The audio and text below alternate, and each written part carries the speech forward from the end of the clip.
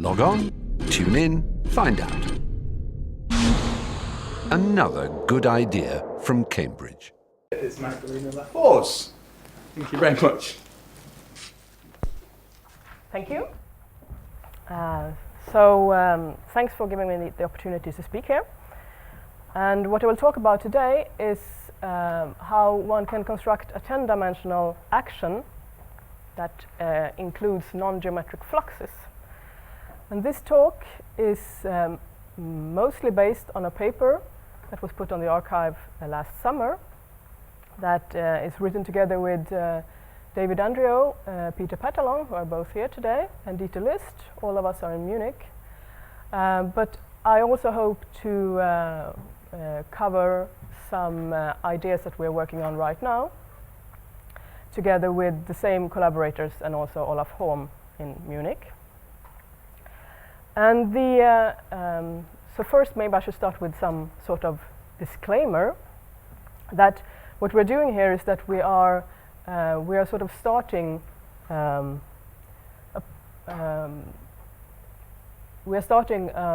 project, or we are working on something where we want to understand non-geometric fluxes and non-geometric compactifications better. There are still open questions, and I will try to be as clear about that as possible. And there are still things that we're working on and trying to understand better. However, since this is a talk about non-geometric fluxes, there's non-geometry in this title, I thought I should start with first motivating for you why we should consider non-geometry at all. So before I even go into the details and explaining to you what I mean with non-geometry, let me just give you some rough idea of why we might be interested in it. So the first reason is that, well, it seems to be there. If we're looking at string compactifications, so strings propagating in compact spaces, they can both move around and they can also wind around these compact dimensions. And this means that they will see or experience the geometry in a different way than particles would do, than point particles would do. This leads to very important consequences, such as T-duality, that a string theory compactified on a large circle is equivalent to a string theory compactified on a small circle. And it also leads to the concept of non-geometric configurations. And I will be more clear momentarily in what I mean with that, but what one can think of is that since the strings have both winding and momentum modes, they can, as they move through geometry, both of these modes can be activated, and they can then make sense of a space that is not, that is more general than a space that a particle theory would make sense of. Another reason for being interested in non-geometry is that it's interesting. And by being interesting, I mean that it seems that non-geometry can help us to solve certain difficult problems in string compactifications. One such problem is to construct four-dimensional de Sitter solutions from string compactifications. There are many no-go theorems for constructing such compactifications when you restrict to geometric spaces to compactify on.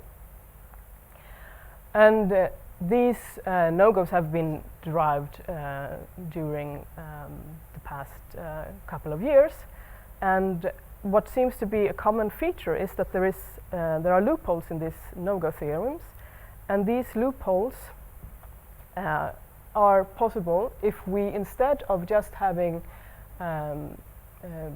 if we instead of just having compactifications with ordinary fluxes, such as Navier-Schwarz fluxes, an H-flux, or Roman-Roman fluxes in type 2a, type 2b string theory, we also allow something that is called non-geometric fluxes.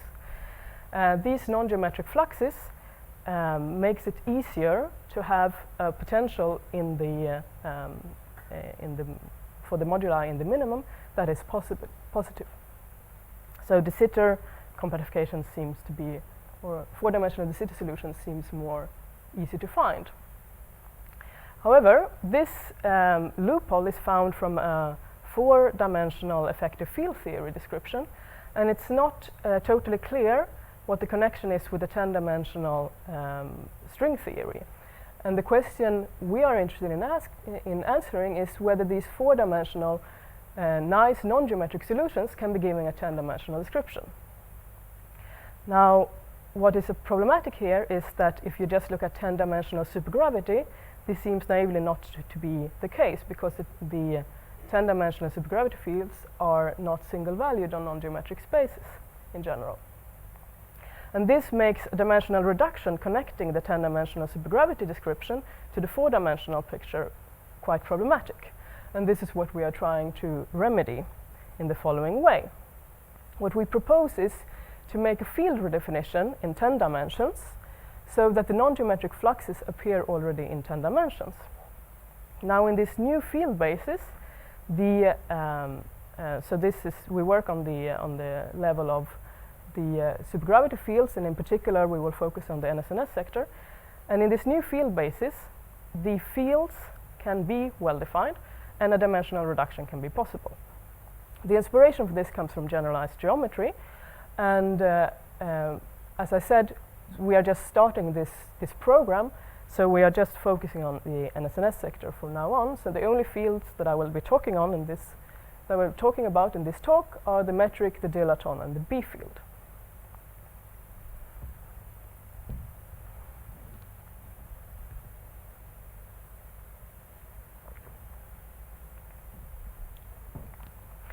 So after this rather long motivation, let me just give an outline of the rest of my talk. So I started with this motivation and summary. I will now go on to describe the background of the work that we've been doing.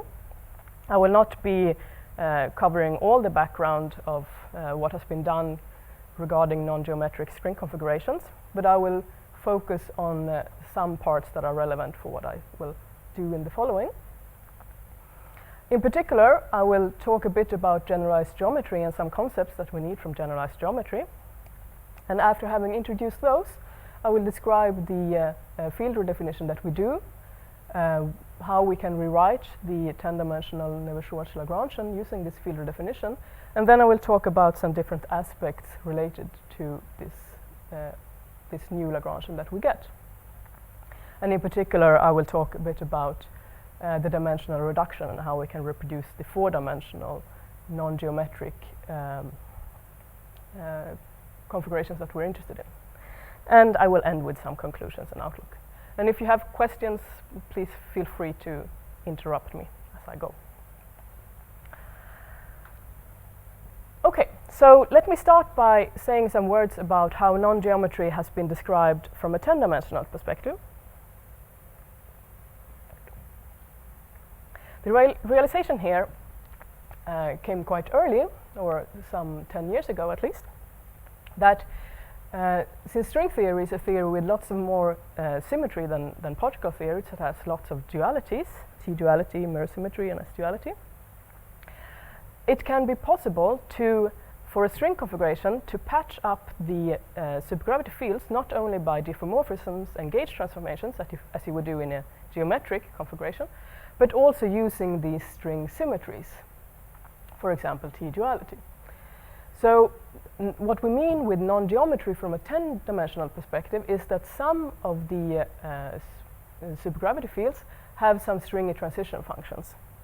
It can look something like is shown here in this picture that I've taken from a PhD thesis, where you have, so this is a special type of circle fibration. You have a base circle here, and then you have a circle fibered over it, and the radius of this circle is varying as we go around the base circle.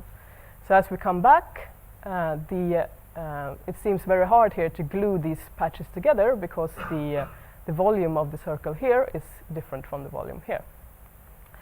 However, if we, instead of using just diffeomorphisms to patch the fields, so the metric here to the metric here, we also use T-duality, then we know that T-duality, well, it exchanges a small circle with a large circle. So we can patch these two things, these two sides together here.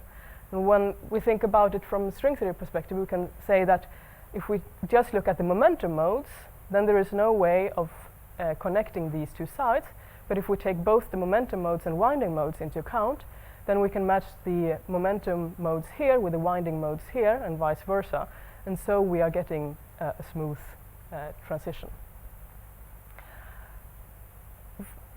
So what we see here in this 10-dimensional description is that non-geometry is a global thing.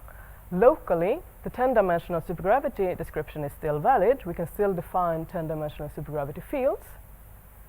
However, globally, if we look at the whole space that we're interested in, then the supergravity fields are ill-defined, and we need some more exotic transition functions to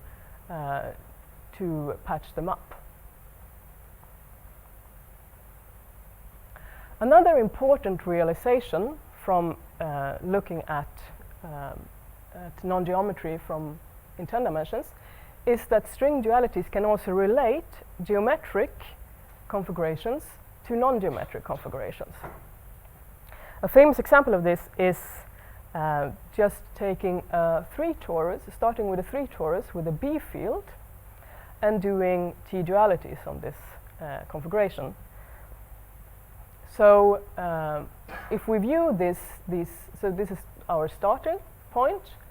We have a T duality frame that I'll call A, where we have a square 3 torus with just a trivial metric, and then we have a B field that has a dependence on a coordinate Z, which I will take to parameterize the base circle. So if I view this just as in the picture I had here, I had a base circle parameterized by a coordinate that is periodic, and then I had circles fibered over it. In this 3 torus example, I will have a base circle that has the coordinate Z, which is periodically identified, and then I have a 2 torus fibered over that. So I have isometries in the 2 torus direction because nothing depends on the coordinates of the 2 torus, which I can take to be x and y. And the only dependence I have is on this base circle that I fiber over. But this doesn't satisfy the string equation. No, this is not a solution. Not a conformal filter. No, it's not. It wouldn't expect T duality. Map it to the same set. What one could think of this, so it's a valid and good point. This is not a solution of the Einstein equation, or the so it's not a string solution. What it is, it's a configuration that is interesting because it's showing some nice features. So it's sort of a toy example.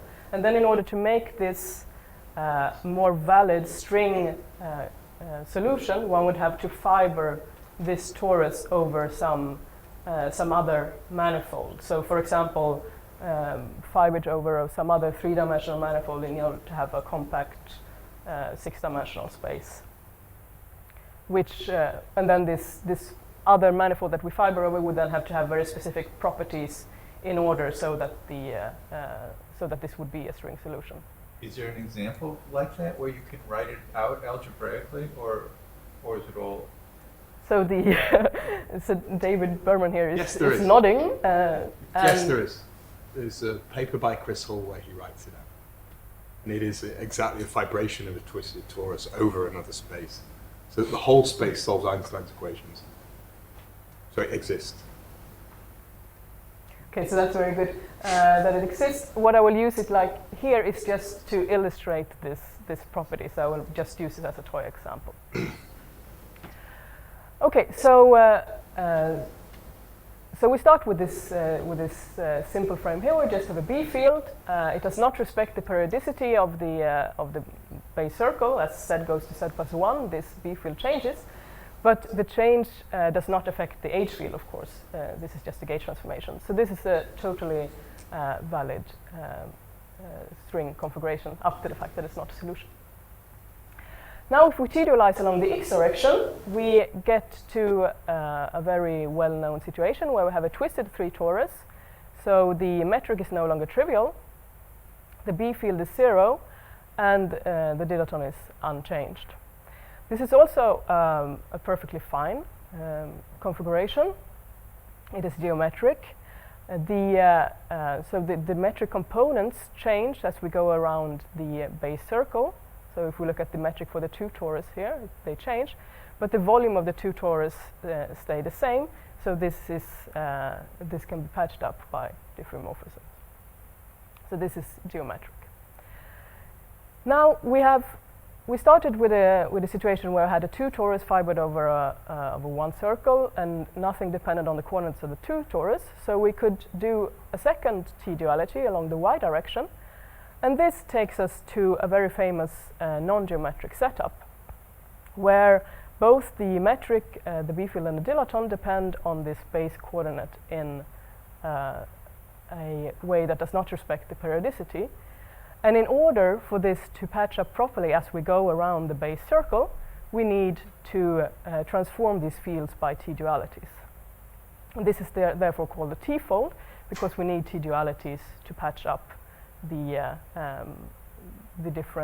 fields in the different patches. So we need T-dualities in our set of transition functions. In 4 dimensions, non-geometry has been discussed in a slightly different manner, but the idea is of course the same. So just as we saw that in this 10-dimensional picture, you can relate non-geometric and geometric configurations by T-duality. This inspired Sheldon Taylor and Vecht to write down a T-duality invariant 4-dimensional description. And this in order for the effective field theories. And in order to do so, they needed to introduce some new fluxes. So in particular, they wanted the superpotential of a type 2a compactification and a type 2b compactification on T-dual manifolds to be invariant. And in order to achieve this, they needed to introduce new fluxes that would appear in the superpotential.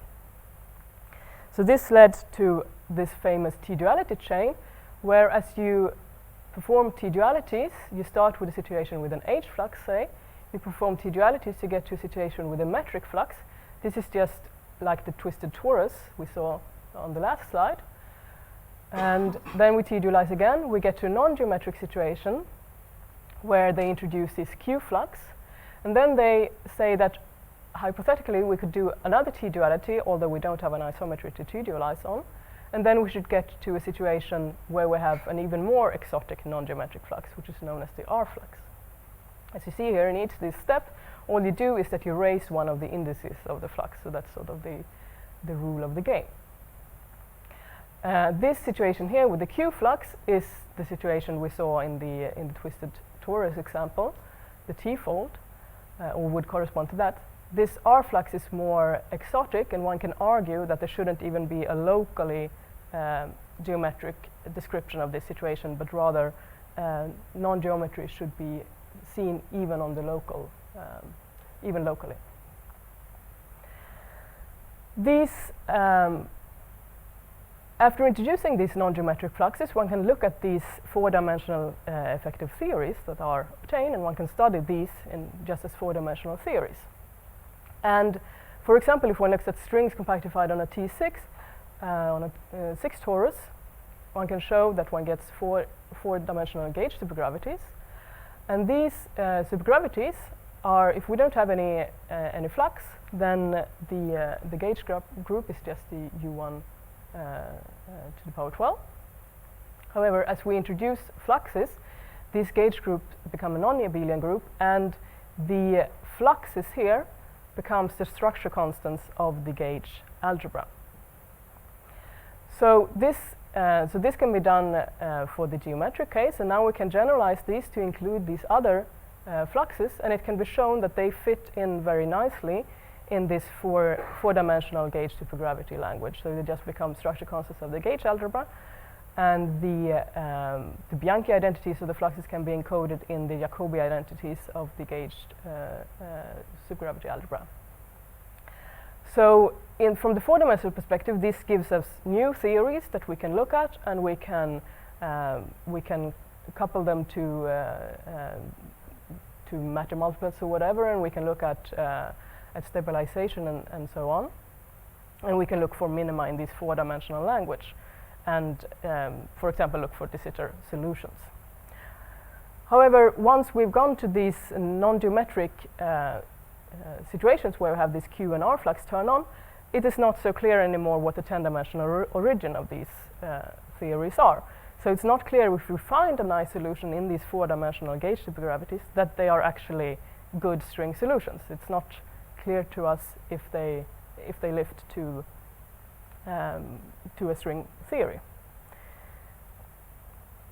So this is then the question that we're interested in, the 10-dimensional origin for this Q and R. And in order to understand this better, we look a bit at, we use some tools from generalized geometry.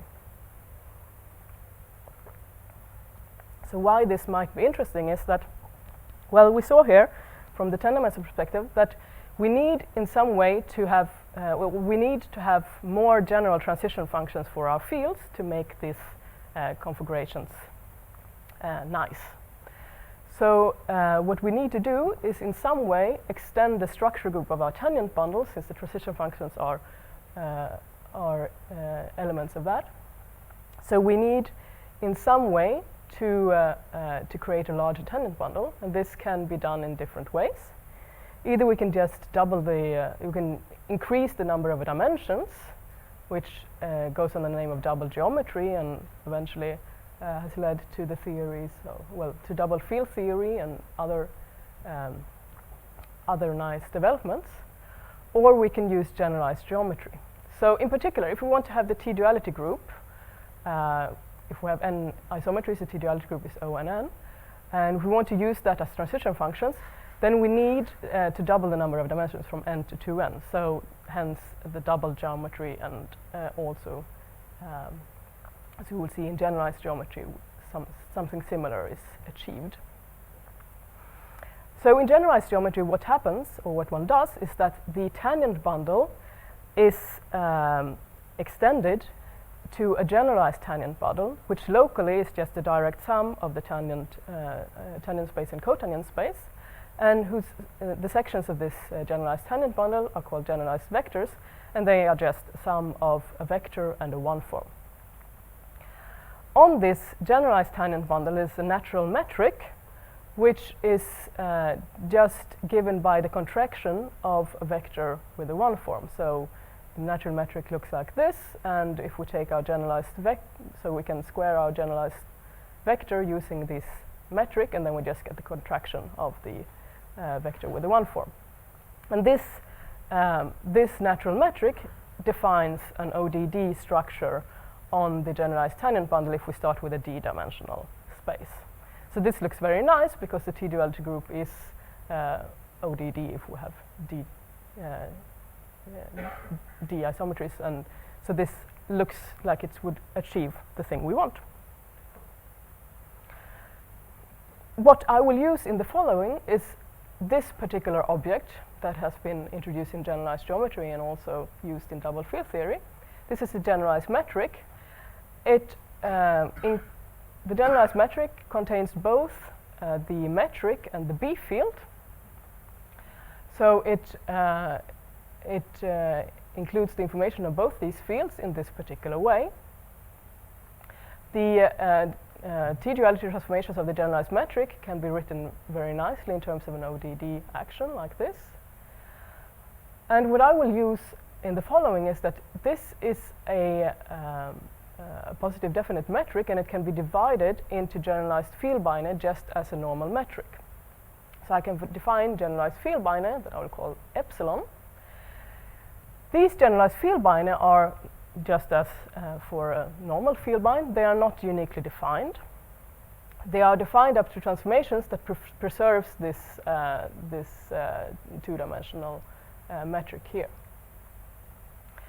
So I can have different choices for what these generalized field binae should be.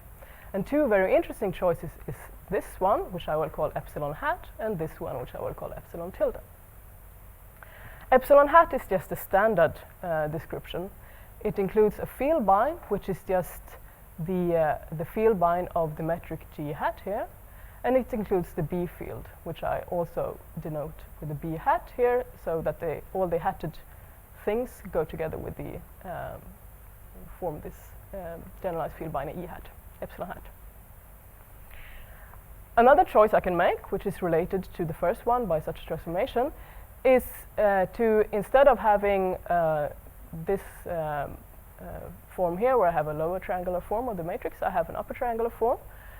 I have a field bind here, which is a field bind from a different metric, for a different metric.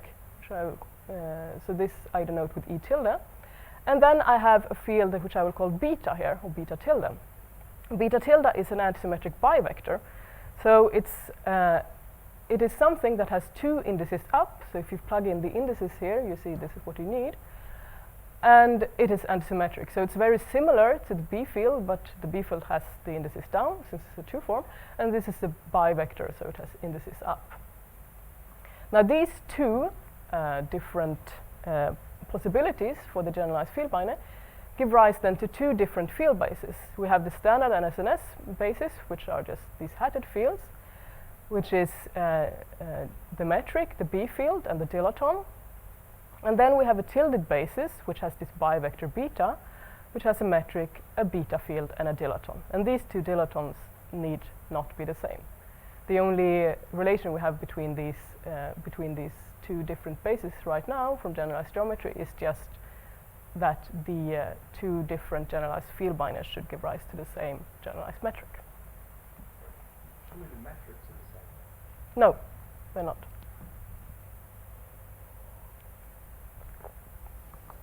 The definition of K was done so that the metric is left, H is left in, oh, I see. Oh yes, the generalized metric is the same. Yeah. Yes, sorry, I didn't understand.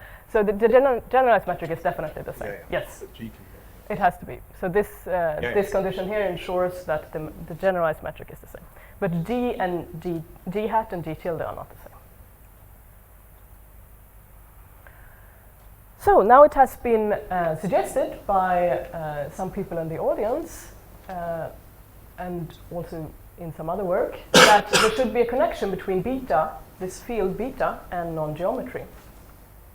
And the argument for this goes via these global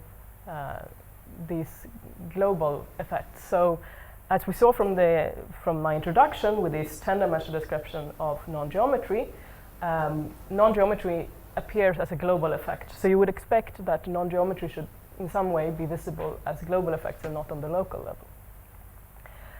And the question is here whether we can define a globally consistent field basis. So to have a geometric description, a standard geometric description, then we should have the NSNS field, the metric, the B field, and the dilaton. And locally, we know that we can always, if we are in a situation where we instead of this set of fields have the tilde set of fields, so we have a metric, a beta field, and a dilaton, we know that we can locally always transform from one to the other. So we can always locally go to a description where we have this standard geometric fields. However, this transformation matrix K is not always globally defined. And this is then, has then been suggested to show that this is a non-geometric setup. So when we cannot go to this geometric description to find this globally consistent geometric description all over, then we have a non-geometric situation. Okay, so from generalized geometry now we have this suggestion that beta should be related to non-geometry, that there should be different field bases that we can use.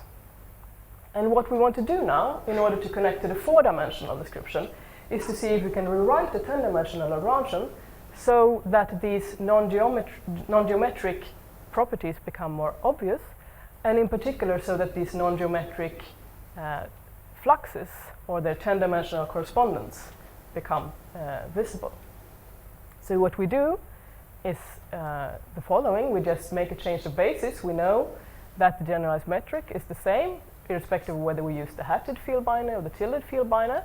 This gives us a relation between the two field bases, in particular between the metric and the B field and the alternative metric and the beta field. And then we start from the Neumann-Schwarz action, or from the Neumann-Schwarz Lagrangian, which just has the Ricci scalar and the kinetic term for the dilaton and the Neveu-Schwarz flux term. We do this field redefinition. We read off what the relation is between the hatted fields and the tilted fields from the definition of the generalized metric. In addition, we define the new dilaton to be related to the old dilaton in the following way. And as you can see, so this was basically a guess from the start, but as you can see here, it's very suggestive, the form we have of the Lagrangian, that this is something nice to do, because then this factor here stays the same, or you just know what you should replace it with. And the goal that we want to achieve is then an action that looks something like this. It should have a Ricci scalar that is related to the tilted metric. It should have the kinetic term for the tilted dilaton, and then it should have flux terms that are then these non-geometric flux terms. Now, this sounds pretty simple. You should just plug this in and do the computation. And in principle, yes, it's not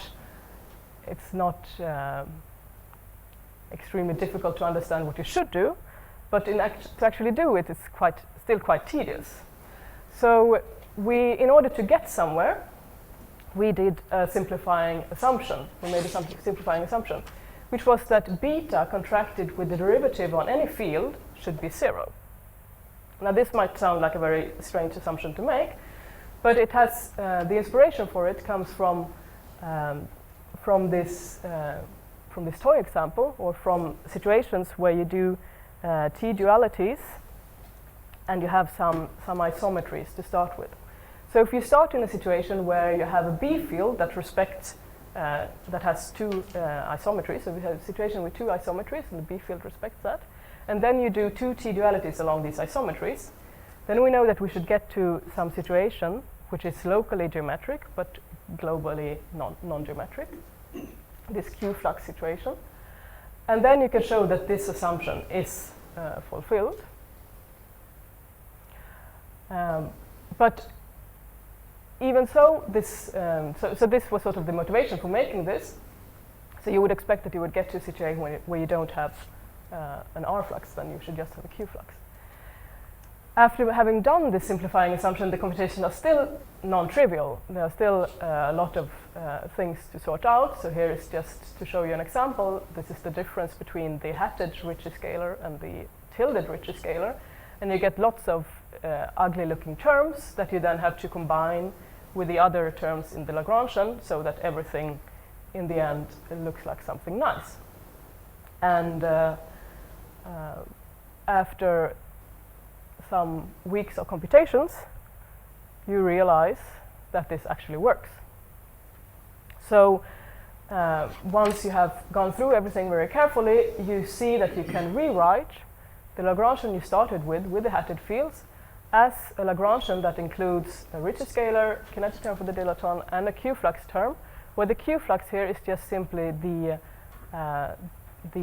partial derivative of the beta field. And in addition, there is a total derivative term here. So we can now, let me now repackage this thing here into something that we call L tilde, since it just includes the tilted fields. So this looks very nice.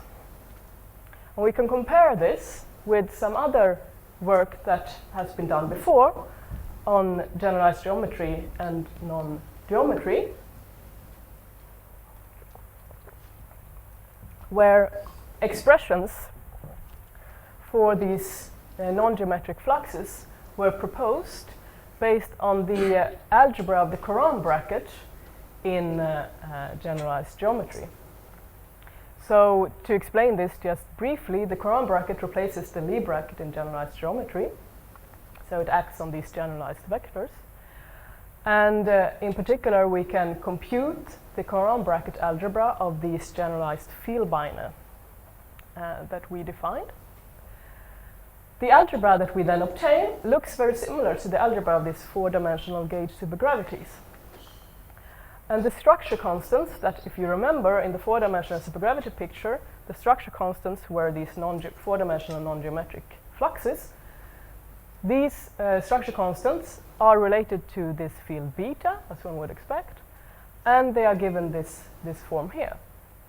So this looks a bit more complicated than the formula we found here for the Q flux.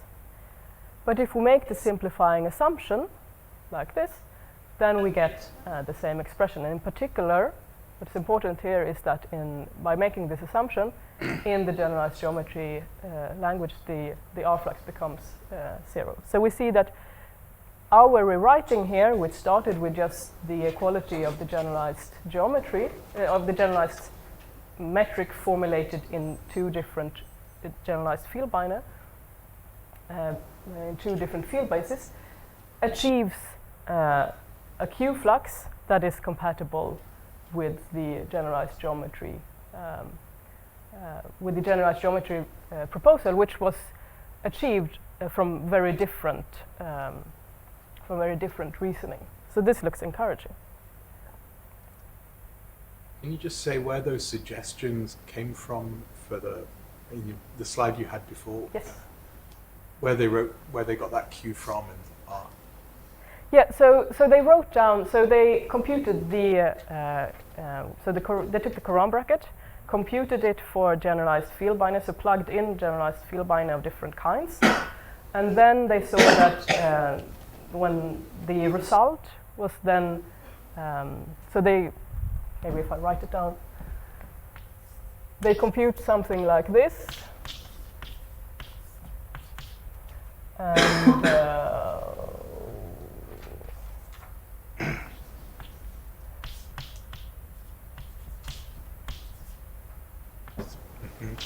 and and get result like this, where here it could also be age, and there could also be Q's and R's with indices contracted in nice ways. So here you can have, I don't remember exactly the formulas, I'm sorry, but you can have indices in different ways, and then the different fluxes will appear in the different, for the different Courant brackets. And then, so of course, when they do this computation, so this is Grania, Minasian, Petrini, and Waldron, what appears here is not Q, but it's rather some complicated expression that has beta in it and stuff like that, and then they identify the different fluxes in this way.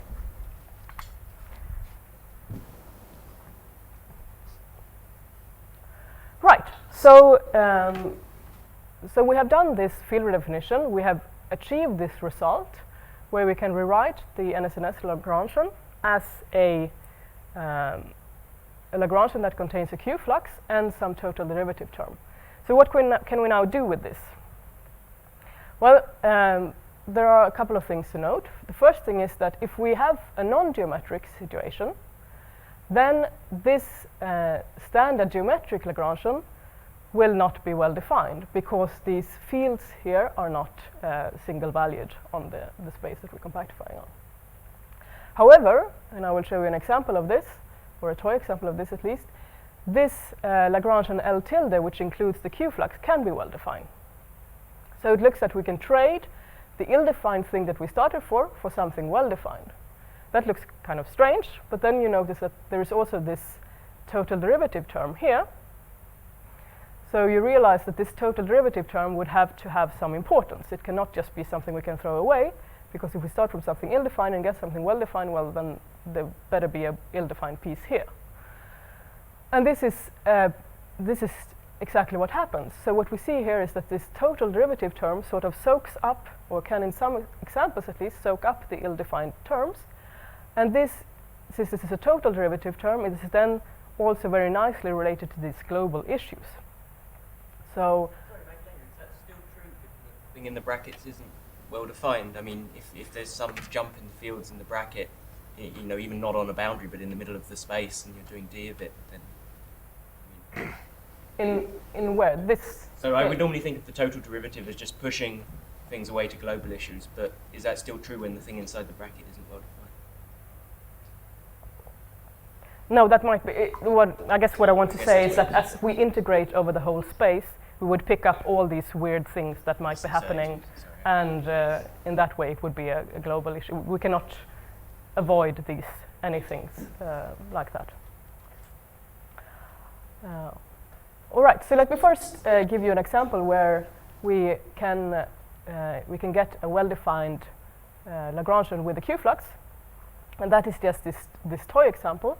You remember that there was a T-duality frame that I called C, where we had a Q-flux, or that was locally non-geometric, globally non-geometric but locally geometric.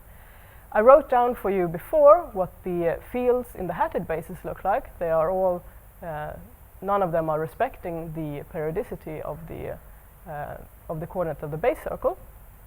Now in the tilted basis, if you just perform this field redefinition, you get this. So you have a trivial metric, you have a beta field which is just depends on the base coordinate in this simple way, and the dilaton is just whatever you started with before doing T-duality. So this is some well-defined function. Now the beta field still does not respect the periodicity of the base coordinate. However, what appears in the Lagrangian is not the beta field in the Lagrangian L tilde, but it is the Q-flux. And this, if you just compute it, this is just a number, so it's well-defined, and then you have a well-defined Lagrangian. So, but however, we also had this global issues, or rather this total derivative term, to look a bit closer on. We need to think about what we should do about that. And if you write it down, you can write out what this term is. It's just given here, where this big capital G here is just a combination of G tilde and beta tilde. Now, if all these terms here would be globally well defined and nothing funny would happen anywhere on the manifold, then we could just integrate this and it would give 0. However, if the fields are just locally defined, in particular if you have this situation we just looked at in the toy example, we knew that beta was just was not respecting the periodicity of the base circle, then this will lead to some non-vanishing integral. So we cannot get rid of this total derivative term, but what we can ask ourselves is, what is then the good description to use? So could it be possible to trade this, if we have a non-geometric situation, to trade the bad Neveu-Schwarz Lagrangian that we know is not well-defined and that we don't like, for these nice tilted Lagrangian, which can be well-defined, and then to work with that, and then to just to neglect these total derivative terms. Now this sounds perhaps rather odd, and it's definitely something one can discuss, whether it's possible or not, and one will need to, and I will talk more about it later, whether it might be possible or not. But let me just show for you what happens in this toy example again, in a way to illustrate this, and that is that if you remember, we had 3 T-duality frames. We had 2 geometric ones, one with an H-flux, one with a metric flux, and then we had a non-geometric one with a Q-flux. And what we can see here, if we just plug in what the metric and the B field and so on are, we have well-defined Lagrangians in every frame, but we would have to pick a good field basis in all frames. So if we pick the geometric field basis in the geometric frame, then we have a good Lagrangian. If we pick the basis with the beta field, then the Lagrangian is ill-defined in the geometric setting. So in the geometric setting, we should then stay with the ordinary Neveu-Schwarz fields. In the setting where we only have metric flux, well then there is no beta and there is no B, so the 2 descriptions are the same and both are equally valid. In the setting where we have the Q-flux, or in the non-geometric setting, the hatted basis is ill-defined and gives an ill-defined Lagrangian. But if we instead choose the tilted basis, then we have a well-defined Lagrangian, which is the same as we had in the other T-duality frames. So we have a good field basis in every T-duality frames, and we get the same or very similar Lagrangians in all different T-duality frames. So it looks very suggestive. So what we propose then is that this should be true for all, at least locally geometric string setups. It's very difficult to describe anything that is not locally geometric, so that would have so that would be non-geometric on a local scale in this way. But at least for these locally geometric setups, we should have a preferred field basis that corresponds to a generalized field bind related to the standard NSNS generalized field bind by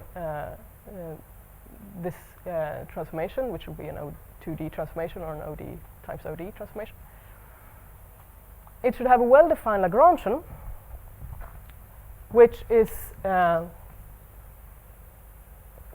related to the Lagrangian, the Neumann-Schwarz Lagrangian that we started with, in the following way. It should just differ by a total derivative term. And then the nice thing would be if one could show in some way that this captures the low energy string dynamics of this setting. So in order to do this, what one could do would, for example, be to look at a worldsheet formulation of this theory and see if one could achieve if one from worldsheet studies could achieve a nice low energy description, including this beta field. And this has in fact been done, or work in this direction has been done by Halmagi and others. And it looks like something like this could be achieved. What one can note is that the beta field and the B field capture the same number of degrees of freedom, so it might indeed be possible.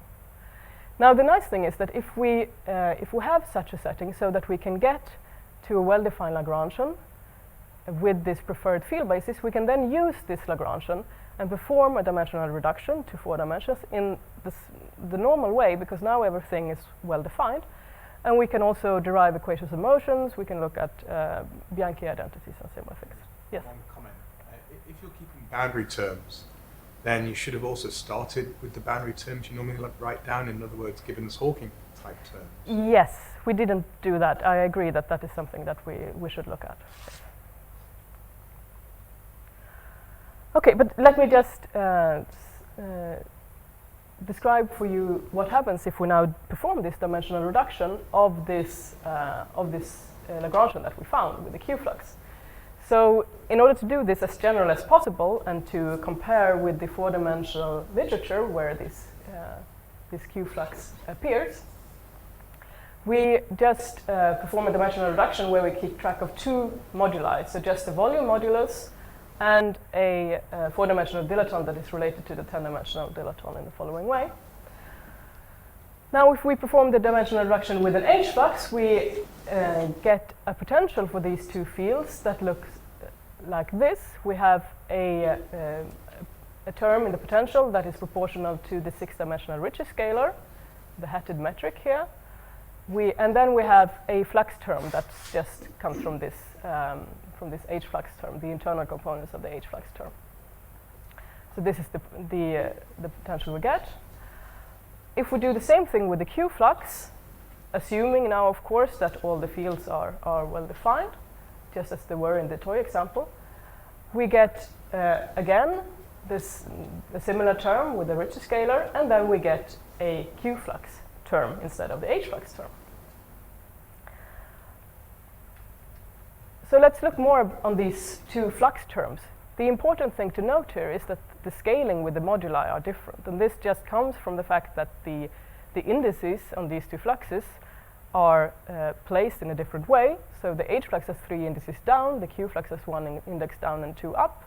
So when we make the contraction with when we compute H squared and Q squared here, we will get a different scaling because there are different, there will be metrics and inverse metrics that appear as different factors.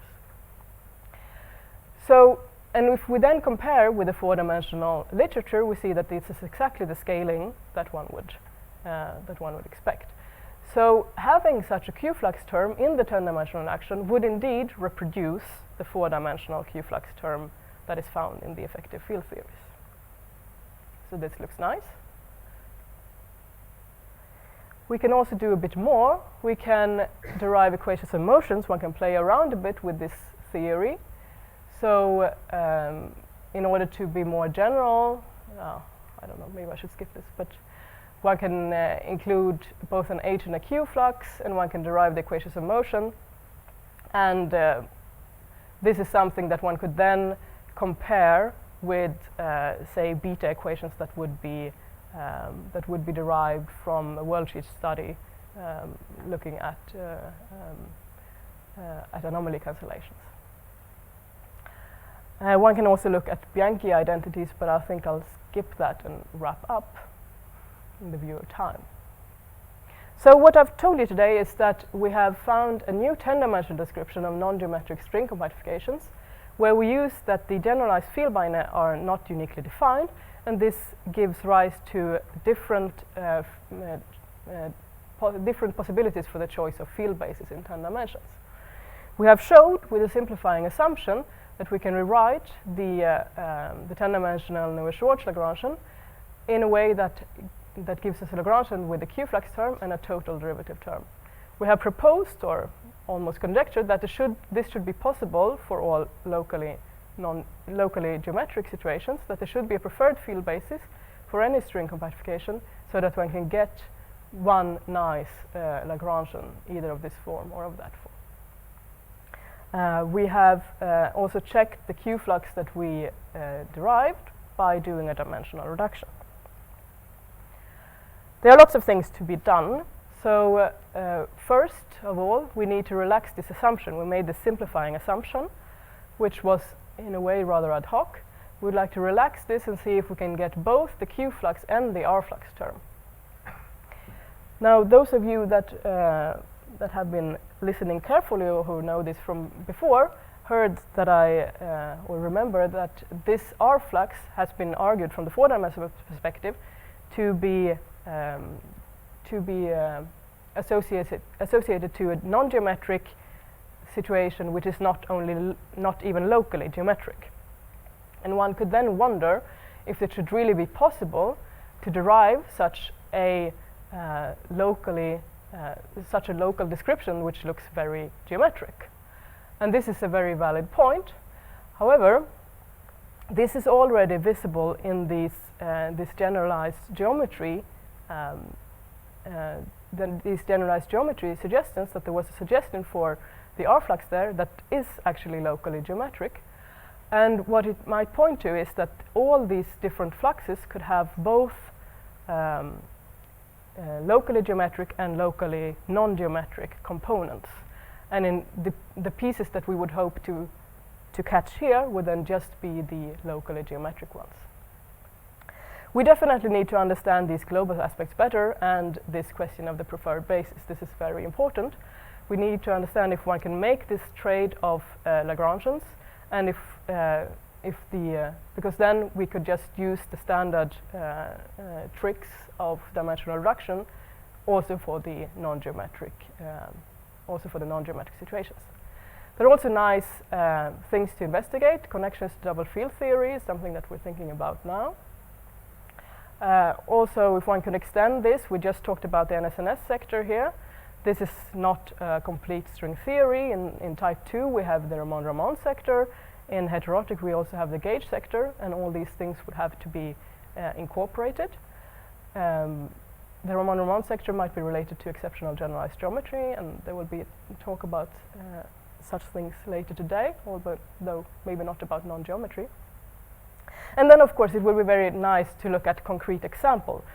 So once the smoke has cleared around these things here, and we start to understand this framework better, one can look at concrete example of dimensional reductions and see if by this 10-dimensional description one can derive constraints on the 4-dimensional solutions, and perhaps see if it's possible to reproduce all these solutions that have been found engaged in gravity, or if there are some selection rules that are not visible in the 4-dimensional picture, but that could be visible in the 10-dimensional picture. And then, of course, in the end, maybe one could construct a stringy de Sitter solution, and that would be very nice. And with that, I say thank you.